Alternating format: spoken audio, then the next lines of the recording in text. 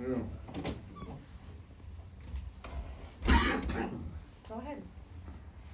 Mike, when you're playing a quarterback like Josh Allen, what do you have to be mindful of, whether it's rush lane or trying to tackle a guy that big?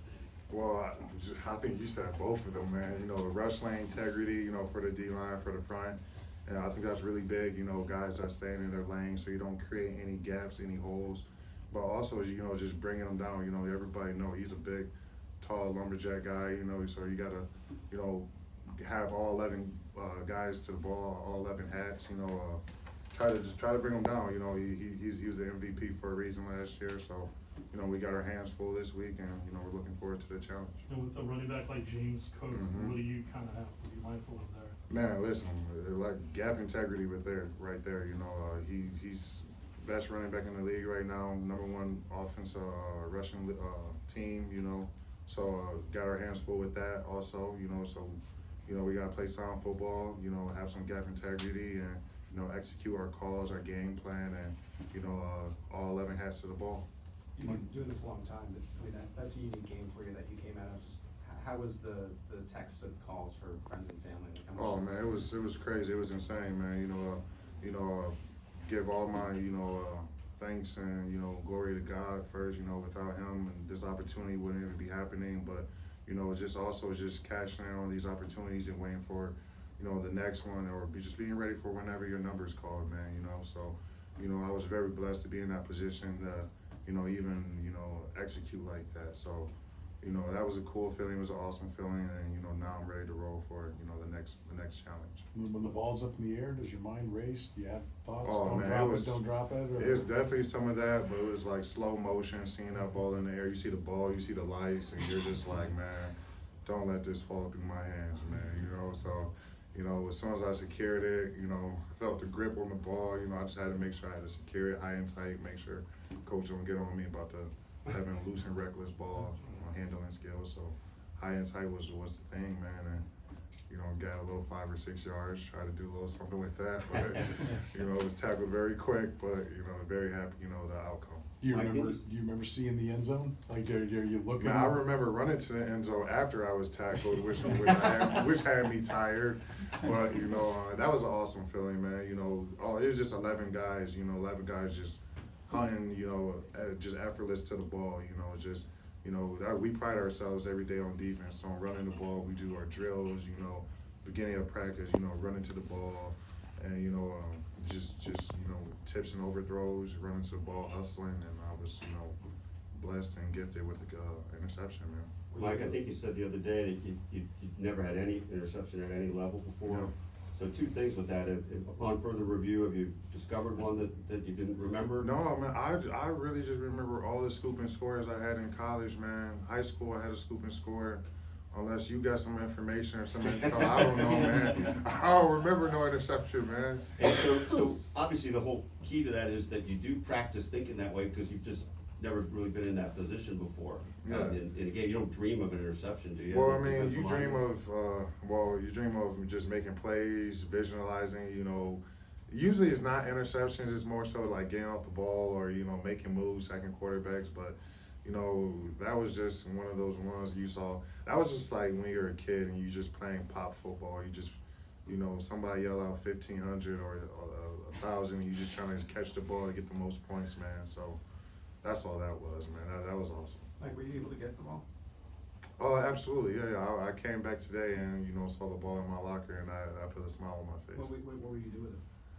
Man, I'm probably gonna just put it in my trophy case or let my parents put it up in their basement, you know, right next to all my high school trophies, college trophies, you know. They'll make better use for it, you know, than me. Did they, sorry to interrupt you, did they write like Mike Danna INT on it? Is there something like when they put it away to keep track of it? I didn't give it that descriptive of a look, but you know, now that you said that, I think I'm gonna take a silver Sharpie and, you know, just in case I forget down the road what this ball, you know, was for, man, I'm gonna just, you know, put INT, first one. You guys have a little slow start, right? But that's kind of your MO. It seems like, you know, a Spags defense, maybe a little bit of a counterpuncher. You gotta kind of see what they're doing and then you guys react, and you've done a really nice job. Yeah, you know, we pride ourselves on ball, you know, finishing drives. Sometimes, you know, it's not how you start, it's about how you finish, and, you know, in that case, man, of course you want to throw the first punch, but, you know, sometimes the game doesn't work out like that. You know, offenses are, you know, putting out their best plays, usually in the first game, scheme plays, first 15 plays, and, you know, you just got to weather the storm, man. You know, everybody got to be calm, understand that, you know, it's going to be ups and downs in the games, man. It's part of the game. That's just the game of football. You know, nothing's ever perfect, but as long as you got, you know, 11, you know, guys, 11 individuals trying to get to that ball and make plays, you know, do their assignments, and I mean, that's all you really can ask for, man. Mike, on that note, Spags defenses have been known to get better in season. How much better can you guys be? Oh man, we can always, each week, man, we're constantly trying to improve, get better at the fundamentals, the techniques, you know, whatever it is, you know, whatever game plan, you know, Coach Spags give us, we want to execute it to, you know, the best to, you know, come Sunday or Monday, whenever we play, you know, but, you know, it's about weeks of preparation, you know, so we take that very serious, you know, practicing with a purpose, you know. So, you know, it's always room for improvement. You know, there's never a moment, you know, you feel like you're good, you get complacent, and we don't want to take our foot off the gas pedal. You know, we don't have no time for, no room for that. Mike, to this point, why do you think this defense has contained some of the premier running backs so far? Well, I mean, you know, it's about having trust in, you know, all 11 guys, your guys, you know, next to you. You know, it's just about holding yourself accountable, having some gap integrity, you know. Everybody has a job on this defense, you know. Everybody has a job on all three phases, man. Really, you know, and you know we're expected to, you know, meet our expectations, if not exceed expectations. And you know, it's not an easy job containing, you know, some of these rush attacks, but you know, as long as you know you got 11 guys that's, you know, playing with their hearts on fire, legs on fire, then you know you got 11 heads to the ball. You know, I'm sure, you know, you can contain it as best as you can. You know. Last two, go ahead, Zach and Nick. Mike, how comfortable do you feel playing on the inside compared to outside? Man, I feel comfortable, man. You know, I've done it, you know, since college, collegiate days, you know, here in my career in the NFL, man. So wherever, you know, I'm needed is how I look at it. You know, whatever that's going to help the team, help the D-line, you know, I'm all for it. So if it means me going down there, whenever my number's called, I'll be ready. And, you know, I look at it the same opportunity I look at it as when I go out there for a defensive end, you know.